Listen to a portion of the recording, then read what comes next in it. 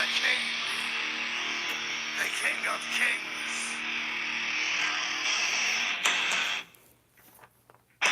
On your knees, dog.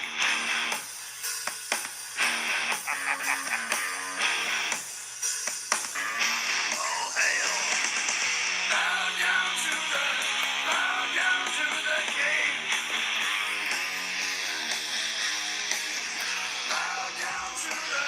Bow down to the king in red as he walked from the place where the traitor lost both his name and his face. Through the halls and the corridors, stinking in blood, he tasted his grin, and it tasted good. The king took his head, left him broken and dead. Bow down to the king. Bow down to the king. Bow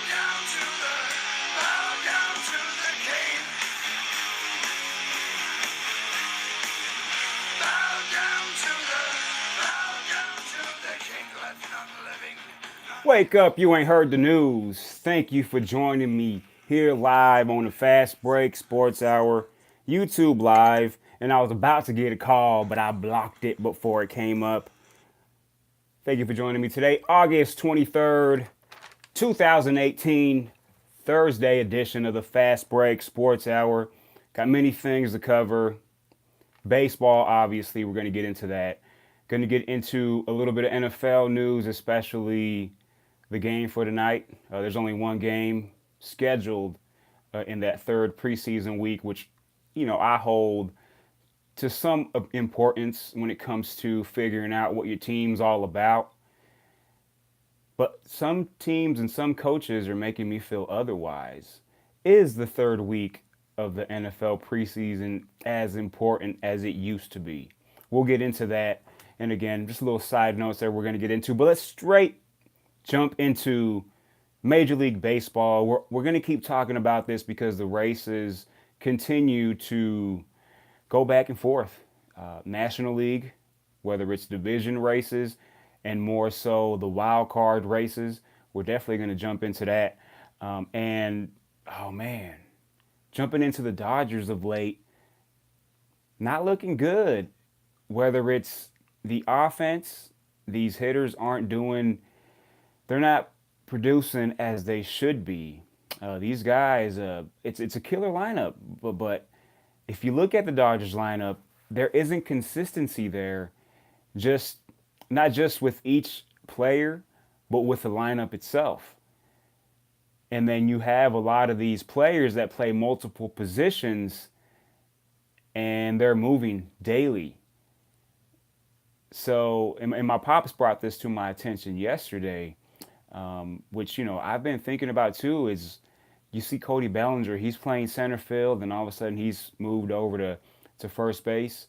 Chris Taylor will play shortstop or third or second, and then moved over to center field. You see Machado play third if Justin Turner's not out, or if he's not playing. And it's just all these players are playing different positions. And with that, they're also changing the lineup daily. You don't have a consistent 1 through 8. And I say 1 through 8 because for those of you that watch baseball in the National League, the pitcher hits ninth.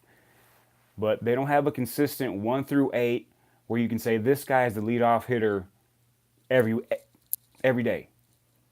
And most teams, successful teams, have their set leadoff hitter. And the Dodgers have messed around with Jock Peterson, leadoff hitter. They've messed around with Chris Taylor, leadoff hitter. And the list goes on and on. And if you've been catching it lately, the Dodgers have been losing games due to relief pitching, especially the last 2 games that Kenley Jensen has pitched in, which was the first game against the Cardinals, and then last night's game, the third game, which again, the Dodgers were swept. They lost all 3 games to the St. Louis Cardinals, But that first game and that third game that he pitched, he lost both of those games. He gave up 2 home runs on Monday, and then another home run last night, and the games were tied at both during both occasions.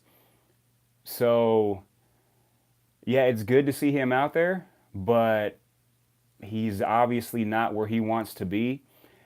But more so than that, the Dodgers aren't producing enough runs.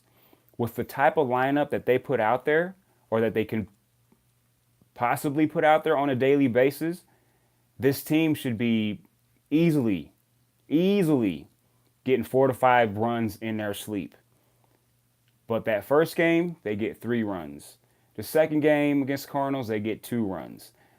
And then last night, after being no hit for most of the 6 innings, they finally get a home run, and that's the only run they're able to produce. What's going on? Man, he's talking about the Dodgers being done, and it's getting real close to that. When you look at the Dodgers right now, they're 4.5 out of the division race. You got Arizona, you got Colorado ahead of them. They both picked up wins last night.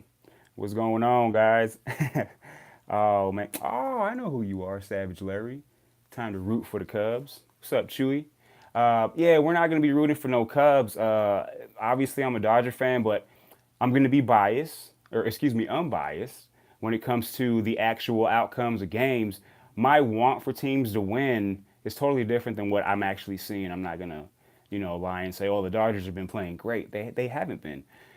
So, in the Cubs, mentioning the Cubs, I'm getting some comments here. The Cubs have been leading the National League. Now, in the last 10, they're 5-5. So they're kind of treading water, but, a lot of these teams that are in the race there are a couple that are starting to take off, and they've been done taking off. And the Cubs better watch out for the Cardinals. If that's what the Cubs want, they're going to get it, because the Cubs, though they're the number one team in the Central, the Cardinals have won 20 out of 26 games. That's a 20-6 record. And they've been beating some good teams.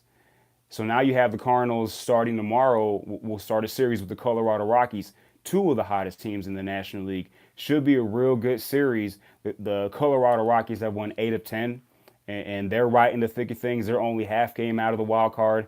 And with the Cardinals and that run they've had, they're now in the number 1 position for the wild card spot. The Brewers are in the number 2 position, percentage points, but they have 1 more loss than the Colorado Rockies do. So when you look at the wild card, again, the Cardinals are 1, the Brewers are 2. The Rockies are on the outside just barely by half a game, but it's because they've played less games than the Brewers. They have 1 less loss, and that's how I like to look at the standings. Not so much how many games back they are, but more so how many games back they are in the loss column, because you can't make up losses. So with that, you look at the Rockies, they got 57 losses. The Brewers have 58, but the only reason why they're ahead is because they played more games and have more wins. You look at the Phillies, they won today. So now they get a little bit closer. They're 1 game out, and they have the same amount of losses as the Milwaukee Brewers. They just have played 2 less games. So that's why they have that 1 game, they're 1 game back. And the Dodgers, like I mentioned, they are 3.5 out of the wild card. So they're a little bit closer in the wild card than they are in the division. But again, they're 4 games in the loss column behind the Cardinals, behind the Rockies, and then 5 games in the loss column behind the Diamondbacks. So yeah, 4.5, 3.5, but really it's 4 and 5. When you look at just the loss column, you can't make up losses. All you can do is make up wins, but you can't make up losses. You have to hope now for the other teams to lose for you to make up ground. So, and with that being said, I like to speak about the Dodgers a lot. That's the team I pay most attention to. I try to be well-rounded when it comes to the National League. American League, like I've said earlier, to me that's set. You have your 5 teams. Mariners are kind of hanging around, but they lost 2 out of 3 to the Astros and put them a little bit further back in that wild card, because the A's have been hot. And obviously the Yankees, they're going to have that number 1 spot when it comes to the wild card. But back to the National League. Big next 5 games for the Dodgers. against what I like to call the cupcakes. So you have the Dodgers having a 3-game series against the San Diego Padres starting tomorrow, and they have a 2-game series with the Rangers immediately after that. So those are 5 games that you have to win. If you do anything less than 4-1, it's going to be tough pickings for the Dodgers to get back into this race. And especially with a big 4-game series starting next Thursday against the division lead Arizona Diamondbacks. Man, either you're going to be talking about the Dodgers getting back into the race and getting right in the thick of things, or them getting knocked off. That could happen within the next week or so. So look out for that. And like I said, the Dodgers, yeah, the relief pitching has been very awful of late, but it wouldn't be that way if these players that are expected to put up numbers, that lineup with, again, Jock Peterson, Justin Turner, Manny Machado, Cody Bellinger. You have Yasiel Puig, who has been really, in my point of view, has been underachieving ever since that rookie year. Chris Taylor. They picked up Brian Dozier from the Twins. Matt Kemp, who's been slumping as well since the All-Star break. So you have all these players, but most of them are slumping. And as a group, they're just not producing. You're not going to go into these games and trying to win with 1 or 2 runs, especially not with that lineup, and especially not with the type of relief pitching they've been getting of late. They've lost 9 out of 12. It's a bad time to lose 9 out of 12, going 3-9 these last 12 games. It's a bad time to do that when all these teams, when you have that many teams ahead of you, that's a lot of hoping and wishing that all these teams lose just for you to make ground. Now, again, luckily, in the division, they have enough games against the Rockies and the Diamondbacks to they hold their destiny. But do you want to have to sweep a team to just get back into the race? You got to start winning these other games, these big series, especially these next 5 games against the Cupcakes. You got to get these wins. But again, the Braves in the East, they're leading in the East. They got swept by the Rockies over the weekend, but they've won the last 3, so they're now 71-55 and got a pretty decent lead. 3 games in the loss column better than the Philadelphia Phillies. And at this point of the season, a 3-game lead, that's a pretty big cushion when you look at all the other teams in the wild card. They're just all clumped up together. Again, the Cubs, they have a 2.5-game lead on the Cardinals, but that's 4 games in the loss column. So again, it's something that you cannot control. The Cardinals only have 1 less win, but they have 4 more losses, which makes it the 2.5. So a lot of things to take in there, but it's just, speaking of the NL West, it's 2 teams that are continuing to get better. And with the Diamondbacks, they've won 3 in a row, 7 out of the last 10. I've already mentioned the Rockies, 8 out of 10. And the Dodgers have been going the other way, losing 9 out of 12. That's going to have to change here, and it has to happen real quick. We talk about baseball and how it's a long season and how there's 162 games, and we can't just jump to conclusion. At this point, you jump into conclusion. It's time to push that panic button. You got about 33 to 36 games left in the season, a little over a month. And if you're back anywhere between 4 to 6 games, this is it. There is no, well, let's give it another week or so. No, you have to start winning now, especially when you have multiple teams ahead of you. Now, if it's just one team, okay, you can see, okay, I'm going against, I have to see what the other team's doing, continue to win. But when you have 2 teams ahead of you in the division, you have 3 teams ahead of you in the wild card, that's tough picking. So you have to start right now. And as a Dodger fan, I'm looking at this weekend as man, I dare them to lose 2 out of 3 to the Padres. I dare them to do that. Oh, we're gonna have some words if that happens, but man, that's sports for you, man. It'll either break your heart or you'll be flying high. And with baseball, man, it can be. I don't like it to be on a daily basis, but that's what it's coming to. And getting swept by the Cardinals wasn't ideal. I had mentioned I wanted 2 out of 3. Let's get 1. Couldn't do that. And 2 of those games were there for their pickings and didn't work out. But you look at games today, you have like I mentioned, the Phillies beat the Nationals 2-0. That was an early game. And I haven't checked up on the score on the Padres and the Rockies, but last I checked, it was at the bottom of the sixth, and it was 1-1. I'm pretty sure it's probably in the seventh or eighth inning now. And I can double check that real quick, getting a little update on what the score is. Obviously, for those of you that aren't fans of the Rockies, you're rooting for the Padres if you have a team in that National League race. I have a team in that National League race, and I'm rooting for the Padres. But then tomorrow, I want the Padres to get crushed. Let's just keep it real here. But we'll look at that a little bit later. It was a tie ball game, man. Y'all got phones. Check it out. But baseball, man, these races are man, they're ratcheting it up. It's getting bigger and bigger every day. The Astros and Oakland Athletics, that race is getting real nice. It's been going back and forth of late. The Astros were able to preserve 2 of the 3 against Seattle and still have that 1 game lead over the Oakland A's. And the Mariners, with those last 2 losses, they're now 4.5 out of the wild card. And that 4.5 is big when you look at how the A's have been playing. They've been obviously the Red Sox have been the team to beat from the beginning, from the get. They're the first team to get to 90 wins. But the A's of late, alongside with the Cardinals, those are the teams that they've been hot in their respective leagues. So it's going to be interesting to see that. The Indians lost last night against the Red Sox. The Red Sox were able to stop the losing streak, they can bleed a little bit. That team's close to 50 games above 500. Nothing to worry there. Nothing to see. Playoff preview. Indians took the first 2. Red Sox got the third. And yeah, a lot of these teams are off today. We still have some baseball going on today, but series starting back up tomorrow. That's enough on the baseball front. Let's get to some real contact sports. But let me put the brakes on that. The helmet rule. So is this the real contact sport with that helmet rule? The helmet rule, they've brought it out. They've said we're not going to make any changes at this point. So, which I wasn't looking for them to do, but hopefully they ease up on these flags once the season starts. I talked about this earlier in the week, how they cannot be having these kind of flags every other play, multiple flags, because of what is perceived to be using your helmet or lowering the head to create contact or to bring the opponent down.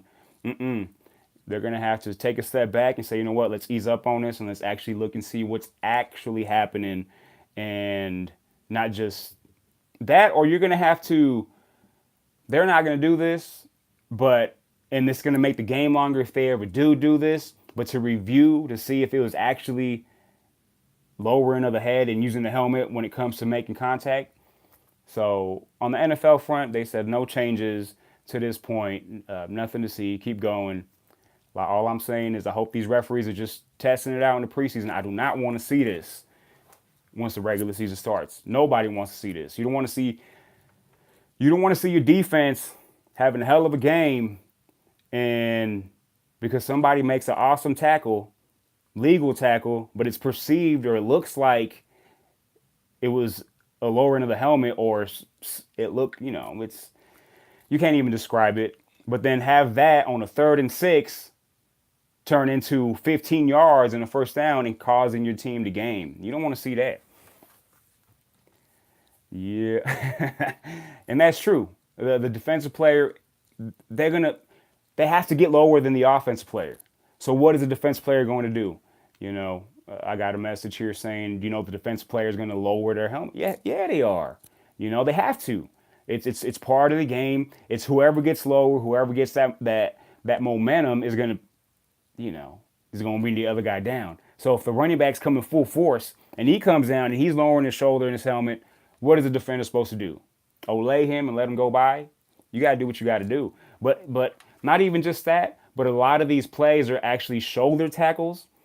But for some odd reason or whatever, the helmet touches the other player. And it's like, what are you supposed to do? The helmet's going to touch some part of their body, but they're actually leading with the shoulder. It's looking like a helmet, and they're throwing these flags. They're jumping to conclusions.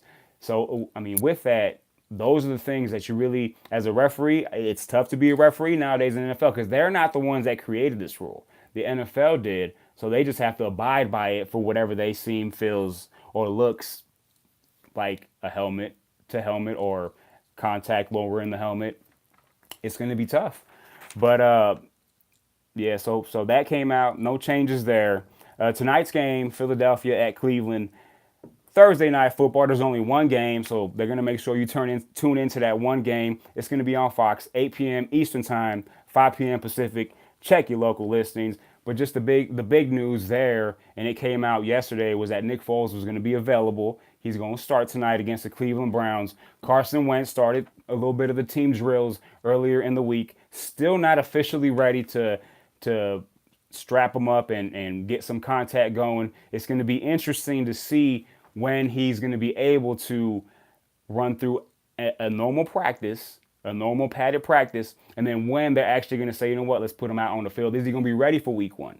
That's the big question. Is Carson Wentz going to be ready for week one against the Minnesota Vikings? That's officially 2 weeks away because remember, they're starting on Thursday Night Football. The defending champions always start on Thursday Night Football. So that's gonna be something to look out for. But Nick Foles will be starting tonight. And how much do these starters play?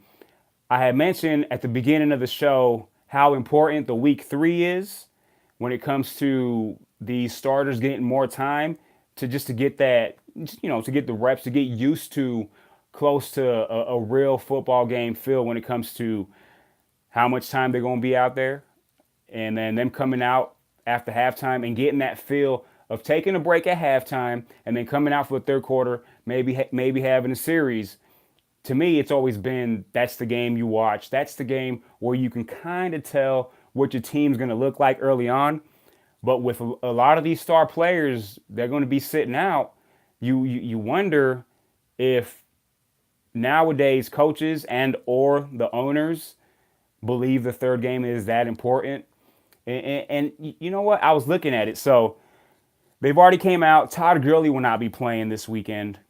And then they haven't decided yet on Jared Goff. So the Rams, obviously, they have high hopes this year. So you look at teams like that came off a pretty good season last year, a young team.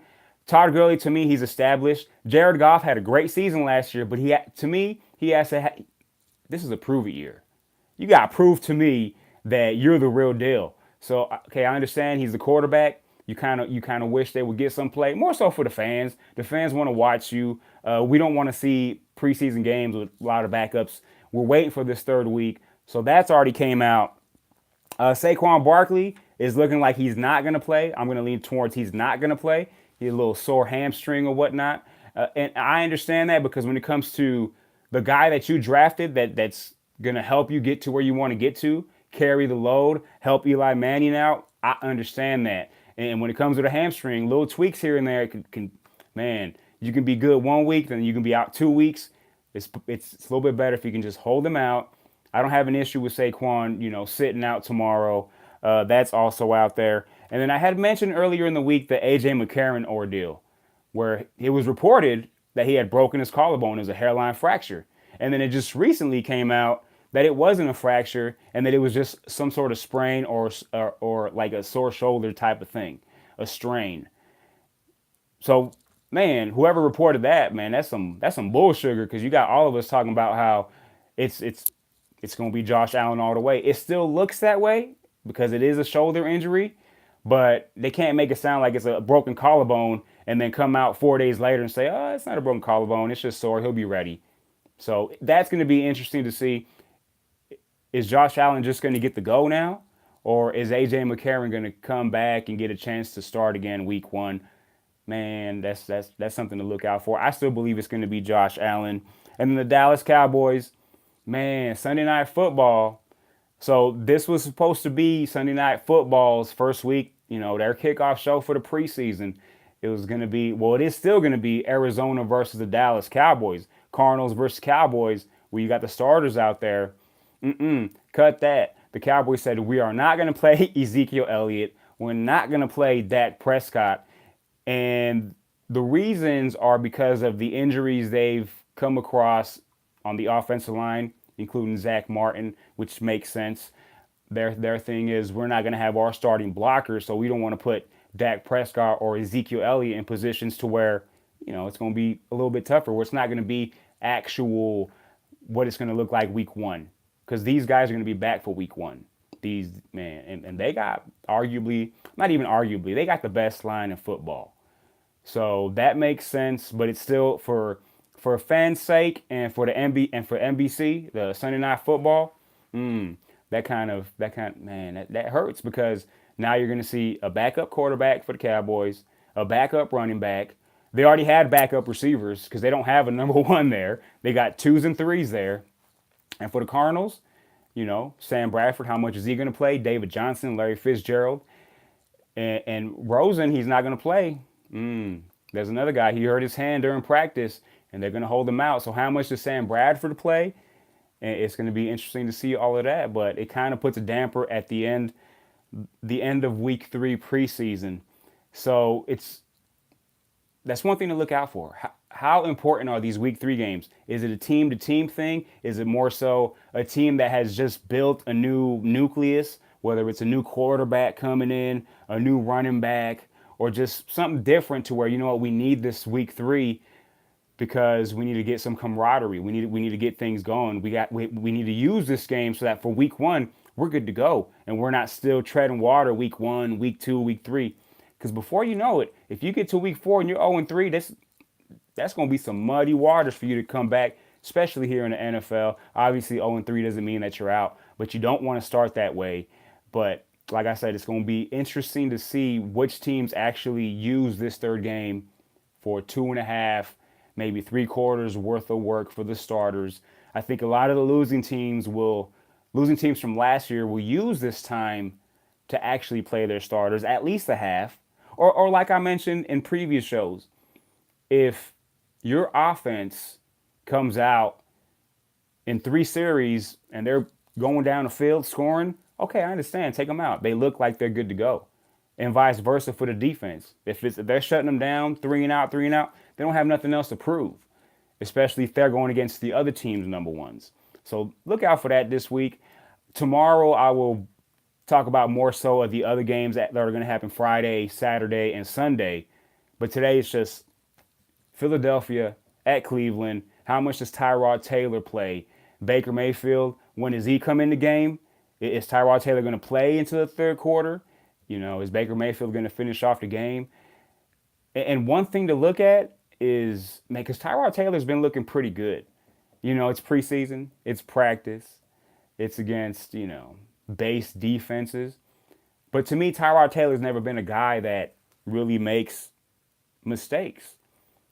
With the Buffalo Bills, they had that good defense to where it was, I got this run game with LaShawn McCoy. Let me just matriculate, I like that word, matriculate the ball down the field. Safe passes, nothing crazy. Does have somewhat of an arm. You wonder if it's that or if he's actually going to hold this position throughout the season. And where do wins and losses come into effect when it comes to when does Baker Mayfield get his first shot at being a quarterback, the starting quarterback for the Cleveland Browns? So, a lot of little things there. Again, check it out tonight. More side notes. Adrian Peterson, I mentioned he signed. I was thinking, it's going to take him a week or two. He might play in that 4th preseason game. But, man, all news coming out is that he's going to play tomorrow against the Denver Broncos in that Week 3 preseason game. So that's going to be crazy to see. He says he's ready to go. He says, for those of you that think that I'm done, you don't know football. And you know what? When someone has a chip on the shoulder, again, I had mentioned he's not going to be a guy that's going to rush for 800 yards. He's not going to get you 10 touchdowns. But he's going to be a guy that maybe there's one game where it's like, man, that was an old AP. But that's about it. To me personally, you're not going to see AP, run for 80 yards a game throughout the season. I just don't see that. And you're definitely not going to see him break an 80-yard run. So would it be cool to see it? I would love to see it. As an NFL fan, I don't have anything against Adrian Peterson.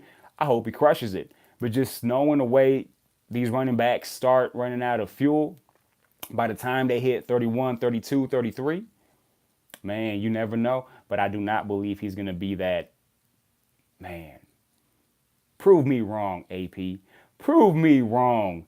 Man, you already have a lot of doubters. I'm not here to doubt you. I just don't believe you're going to get to 1,000 yards. I don't believe that you're going to be the workhorse. You know, I see the guy getting about 8 to 11 carries a game, maybe averaging 3.5 yards, more so getting those 3rd and 1s, the goal line. That's just my point of view. That's what I believe when it comes to Adrian Peterson. But it's going to be fun to see him if he does actually play. Looks like he's going to play Friday. And he's going to be going against that Denver Broncos defense, who have been having somewhat of an issue when it comes to stopping the run as of late. So that's going to be interesting to see what Adrian Peterson does in that game and how much does he get to play. Is this a rehearsal? If he goes out there and he carries the ball 5 times for 6 yards and fumbles, is he going to be on the team week 1? So that's going to be fun to see. All we can do is sit back and wait to those games. But tomorrow, like I said, I will talk about more so the games for Friday, which is tomorrow, Saturday, and the 2 games on Sunday. I'm not going to run through all these games because some of these games don't really have that much impact when it comes to what's going on in sports today. But we keep it real, we keep it unorthodox. We will cover teams that the nation will not cover. We'll talk about the Colts, Andrew Luck, obviously. We'll talk about the Miami Dolphins. And, it just depends what the storyline is and what I feel needs to be put out there when it comes to these teams. Speaking of guys that came back to the running back position, and another guy that they're waiting to see if he's going to come back, Le'Veon Bell. Is Le'Veon Bell going to do the same thing he did last year? Is he just going to wait to the last week and then show up for Pittsburgh? And with that, I don't have an issue. Obviously, he wants his contract. I don't have an issue with him in the long term. But for those of you that play fantasy football and you're starting a new league and you're thinking about, man, I got the first pick. Who do I get? If it was any other season, I would definitely say hands down Le'Veon Bell. But the same thing happened last year. He came in right before the season started, that 1 week before the season started, and started off slow week 1, started off slow week 2, finally started to get it going week 3, and then took off. So if you're willing to subtract a game or 2 and drafted him and for the long run, okay, if you got your bases covered, do that. But personally, if you're starting fresh, a new league, you got to go with someone like David Johnson. You got to get David Johnson. That's got to be your first pick. There is nothing wrong with David Johnson whatsoever. A lot of people have this misconception, well, he was out the whole season. But what was he out the whole season for? David Johnson was out the whole season because of a hand issue. Nothing to his lower extremities. I had mentioned before, there's nothing wrong with David Johnson. So to me, David Johnson will be number 1 when you look at just from beginning to end. And plus, he's going to get the rock. He's going to get the ball a lot. Sam Bradford likes high percentage plays. He's going to get passes from Sam Bradford, a lot of these little short passes where he can take it to the house. And he's going to get at least 20 carries a game. To where Le'Veon Bell, there's games where he gets like 14, 15 carries, but then he gets to 6 or 7 receptions. So I think David Johnson, when it comes to just on the ground game, that's the guy you get when it comes to yards and just, man, from beginning to, and injuries happen. I'm not going to say that these guys are going to be healthy all season, but if I'm just looking at it from a even playing field, you got to go David Johnson, number 1. And you could even think about doing Ezekiel Elliott, maybe even a Saquon Barkley before you do Le'Veon Bell. But that's up to y'all. Depends what you like. I'm pretty sure a lot of you, if you're Pittsburgh Steelers fans, you're like, nah, man, Le'Veon Bell all the way. Antonio Brown all the way, which is cool. Man, those are the guys that put up points. Juju Smith-Schuster. Man, that's a team that has a lot of fantasy firepower. Big Ben, he's talking about it's fun not having Le'Veon Bell here because our offense is just no huddle, which they still can do with Le'Veon Bell. But he's just making it sound like, you know what, we're going to be good either way. He's not taking a shot at Le'Veon Bell. He's just talking about how this offense is going to be fun. And hopefully, Le'Veon Bell comes back for their sake, for you fantasy owners that have Le'Veon Bell for their sake. We'll see what happens with that. Khalil Mack, jumping off the fantasy thing, talking about players that are still holding out. Khalil Mack for the Raiders was reported earlier this week that the Jets had contacted the Raiders to see if they would be interested in doing some kind of deal. Man, this thing might come down to the wire. Will a team be willing to give up the farm for Khalil Mack, and will the Raiders accept that? That's going to be crazy to see. You know, my alliance for the Denver Broncos is like, I don't care what's happening. If he doesn't play, I'm good to go. I don't have an issue with that. If he's traded, even better. Either way, man, Chucky's going to drive this ship to the ground. That's my opinion. I'm not. That's just my opinion when it comes to the Oakland Raiders. I've said that from the beginning. That yeah, they've signed a lot of big names, but a lot of older big names. Jordy Nelson. You know, they still got Marshawn Lynch in the backfield. They just picked up Cromartie, Dominique Rogers Cromartie. Man, they're trying to get they're trying to get these players to play like 2014. So it's hey, Chucky, I know you think every quarterback is great. Every quarterback that goes into your little QB room and you're like, man, I love when you did this. You have them go right on the board and you like the teacher, like, show me what you're going to do on this play. Show me what's going to happen right here. And then at the end, he's like, you know what? I think you were great. I think you're going to be awesome. You know, come on, man. You can't say everyone's going to. It's cool to hype them up, but don't act like all these guys are going to be star quarterbacks. So you're probably doing that with Derek Carr. Me personally, I think he's lacking something. I think he took a step back last year, but that's a different topic. That's another story. But Khalil Mack, look out to see if anything happens with that. Still no contact with the Raiders, no contact with John Gruden. That's not a good combination. You got teams calling the Raiders. Who's actually going to step up to the plate and offer the Raiders a deal they cannot stand back from? You know, something they cannot resist. We'll see what happens with that. Look out for that, man. The season is 2 weeks away, man. 2 weeks away. Everything's getting hot right now. Week 3 to preseason. It's going to be fun to see. Man, I'm over here. I'm trying to I wear glasses, so I don't really need to read anything over here, you know, and so I'm seeing like the comments a lot. So if I don't shout you out or whatever, it's not because let me see. Yeah, that's still Savage Larry. I've seen 3 different people. I've seen 3 different icons. So we'll see what's going on. But yeah, I mean, I appreciate y'all for joining me on the Fast Break Sports Hour. Much love. Okay, the Mile High Podcast. What's up, Angel, man? That's true love right there. Man, I appreciate that. And for those of y'all that watch, man, you gotta go check out the Mile High Podcast, man. Don't be left in the dust, man. Be real with it. That's some real talk over there. But back to the Fast Break Sports Hour. Again, thank you for joining me. If you like this, man, like it. If you haven't subscribed yet, subscribe. Not for me, but if you like watching the show or if you like getting, you know, different type of information, unorthodox. Other people will call it unorthodox. To me, that's just who I am. Unorthodox is real. You know, to me, it is what it is. But if you like to find out, if you subscribe, you'll get that little, man, you put that little ringy bell thingy. I'm not that good at it, but the little ringy bell thingy, man, when I come on, it's going to say, boop, Fast Break Sports Hour is on. You just click on it, man, get on that. And comment, like you guys been doing, comment, man, I love that. I will read into the comments once I'm done with the show, and then I'm going to reply. I try to reply again. I can't see the screen too well, and I don't want to be like, you know, that type of thing. But again, thank you for joining me. Appreciate the love and support, man. I do this because I love to do it, and I hope you guys enjoy whatever, you know. and I appreciate the input, definitely. Begin with Khalil Mack. We also had another return this week. You know, Adrian Peterson isn't the only guy coming back, but Josh Gordon finally shows up to the Cleveland Browns.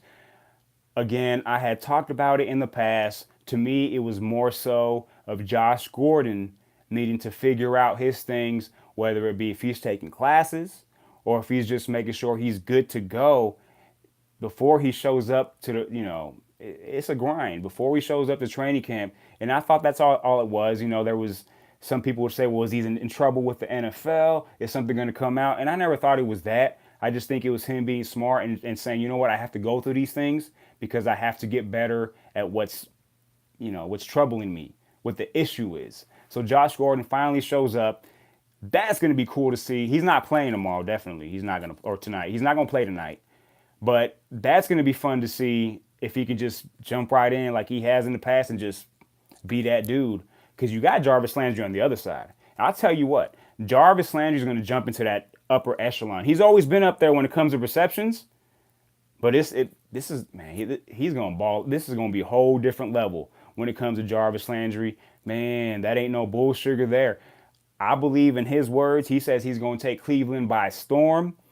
LeBron left, so he's like, let me get that torch. Let me be Cleveland's new son. That's what he wants. He's putting it out there. I like it when players put that pressure on themselves, and he balls. I mean, he makes some incredible catches. Again, it's preseason, but I think he's already that whole thing that he did on Hard Knocks, where he called out the wide receiver group, talking about this is not what we're going to be doing. We're not going to be sitting out because something hurts. If you can practice, all that he said with a boatload of bad words, I guess. Where 50% of his talk was bad words. But I think that was a part of it was real. Yeah, he knew there was cameras there, but I think a part of that was real, and he's just trying to change the culture there because something has to change in Cleveland. At some point, the Browns will stop being the Browns, if you know what I'm getting at. But Jarvis Landry, Josh Gordon, and then what happens with Dez Bryant? Is he actually going to sign, or what's going to happen there? And if both sides decide to move apart, what does Dez Bryant do? So there's some things, storylines still looking out here for the next 2 weeks to see if things get done with Dez Bryant, or if he ends up going, without a team going into week 1. So that's going to be another thing to look into. If I find anything out, obviously I'm going to get on here and I'm going to tell y'all the real and what's going on. But that's the news for these players that have either not shown up or just got back. Big name players: Adrian Peterson, Josh Gordon, Khalil Mack, Le'Veon Bell, and Aaron Donald. Still nothing there. I mean, best defensive player in football, arguably. And you can't get a deal done, but you can get a deal done with Todd Gurley. You can give Todd Gurley an extension, right? But the best defensive player, not on your team, the best defensive player in football, arguably, at least a top 2 or 3 player in football on the defensive side, you can't give him the extension. You want him to play for $6 million. Man, at some point you got to sit back and look at what's actually happening here. I understand that the offense, those are the things that sell tickets. But Aaron Donald wins you games. Most of y'all might think Todd Gurley's the one that's winning games, and that dude's dynamic. He's incredible. He's wonderful. But Aaron Donald causes ruckus on that front line and makes sure the other team cannot get from A to B. That's the dude, man. But Rams don't get it right now. Still waiting out. And Aaron Donald, hey, man, more power to you. I would do the same thing. Probably at the end of the day might show up for week 1, because he's definitely not going to be out there during preseason and training camp for $6 million. That dude deserves to be making at least 13, 14, 15, somewhere in that neighborhood. But remains to be seen what's going to happen with him. He's looking at that Ndamukong Suh contract that he got back in 2014 with the Miami Dolphins, or 2015, where he signed a 6-year, $114 million. That's what he's looking at. And I would too, because Aaron Donald is 3, 4, 5 times better than Ndamukong Suh, even back then. Ndamukong Suh's never been as good as Aaron Donald's worst year. That's a fact.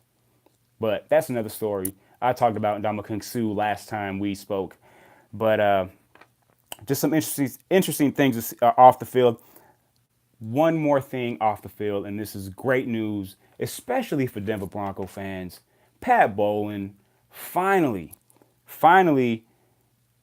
is one of the nominees as a contributor for the Pro Football Hall of Fame 2019 induction. That's great news. Man, he's been the owner with the Broncos 35 years. And he's been dealing with the tragic Alzheimer's disease, man, for the last, I want to say 3 or 4 years, something like that. But the guy he was a contributor for like major committees for the NFL, not just the owner for the Broncos, not just 3 Super Bowls, So he was a big part of the NFL and decision making, and he was a part of all of those committees that were prominent. So that's a big thing. I think it's a couple years too late, but better late than never. You kind of hope that he can understand what's happening. I don't know the extent of the Alzheimer's. I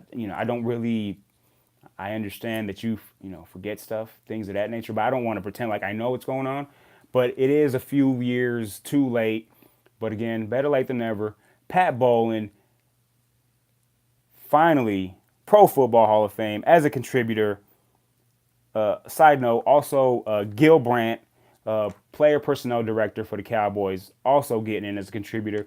We'll be going in with the other 5 nominees that will be selected the day before the Super Bowl.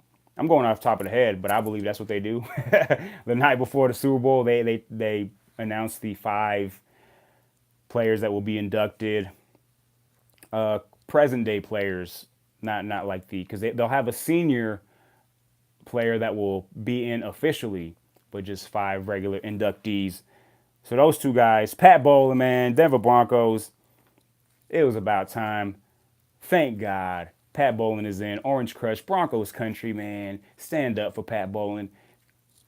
He deserves it. He deserves it, and hopefully he's able to enjoy it and understands what's happening at this point.